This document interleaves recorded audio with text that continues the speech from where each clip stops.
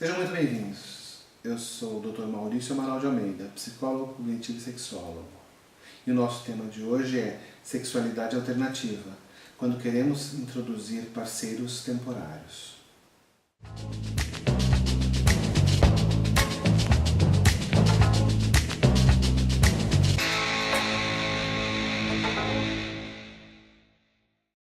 Nas semanas anteriores, a gente falou sobre como a sexualidade humana depende completamente do significado que cada pessoa atribui a ela. Nós falamos sobre a sexualidade e nós falamos sobre polirrelacionamentos. Hoje nós vamos falar sobre os swings, os threesomes e as relações cuckold e queen. Muitos casais têm a necessidade de apimentar a relação. E o jeito mais fácil, mais usual de fazerem isso é através das relações chamadas de swing ou de trocas de casais. Essas relações elas são hoje em dia muito facilitadas porque qualquer grande cidade vai fornecer uma certa variedade de casas ou clubes que permitem que se faça esse tipo de prática. A prática do swing consiste essencialmente em um casal procurar e encontrar um outro casal que esteja disposto a fazer uma troca de casais. A grande vantagem dessa relação é que ela, pelo menos em tese, é uma relação de troca mais ou menos justa, porque em tese cada um dos parceiros vai receber a mesma coisa que o outro. Se um deles vai receber uma parceria para apimentar a relação, o outro vai receber uma parceria para apimentar a relação da mesma forma. Isso pode ser feito tanto em casas ou clubes, como eu já citei, isso pode ser feito também nas redes sociais, e isso pode ser encontrado através de relacionamentos pessoais. Você pode conhecer um casal que tope. Apesar de parecer uma relação que é muito equitativa, na prática o swing pode apresentar alguns problemas que têm que ser observados. Primeiro, muita conversa tem que acontecer no casal antes de se partir para a prática.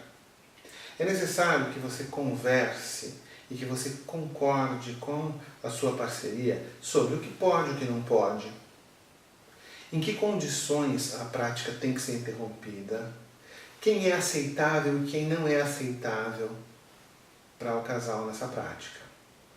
A questão do uso de proteção é uma coisa que precisa ser discutida, levada a sério e cumprida com muito cuidado.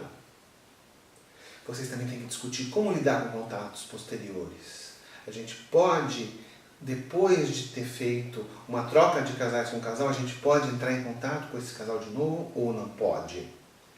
O que eu devo fazer se surgir o ciúme? O que eu faço se esse ciúme surgir durante a relação? O que eu faço se esse ciúme surgir depois da relação? Como é que vai ser a prática? Vai ser coletiva? Eu aqui, minha parceria lá, nós todos nos vendo, ou cada um vai para um lado e depois se encontram? Isso que tem que ser tratado antes, para que aquele desejo de apimentar a relação não acabe numa briga horrorosa. Vamos falar agora de threesome. Um estudo feito em 2015 apontou que a grande maioria dos homens, 84%, e não poucas mulheres, 56%, fantasiam com ter alguma forma de threesome, que também pode ser chamado de ménage à trois ou sexo a três, com dois parceiros do sexo oposto. Isso parece ser uma opção que só satisfaz a um dos parceiros, mas nem sempre é assim. Existem infinitas combinações desse arranjo do sexo a três. Acontece que conseguir uma parceria para uma experiência de sexo a três nem sempre é uma coisa simples.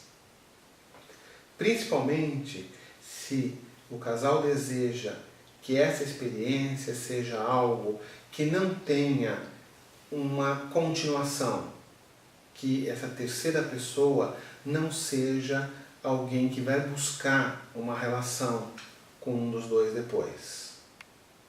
Por outro lado, aceitar essa terceira pessoa como um parceiro fixo traz um outro universo de complicações, que é muito difícil de equacionar.